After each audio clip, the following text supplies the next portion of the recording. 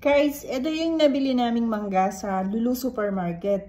Talagang kalasa niya yung mangga namin dun sa farm, yung giant mango namin, giant katimon sweet mango. So, hindi siya maasim. Super tamis din niya, kahit medyo bubot pa siya. Hindi siya ganun kahinog, ayan. Para mahihinog na rin siya, pero hindi siya maasim. At hindi rin siya lasang gamot. Ang sarap niya. Lasang asim.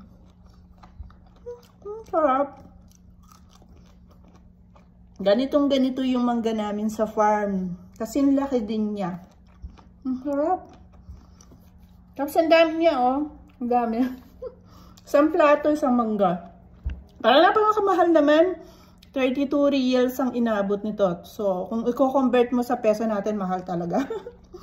So, mahal pala talaga ng mangga namin nung nasa farm namin. Kain tayo. Tama. Walang asim. Kain tayo.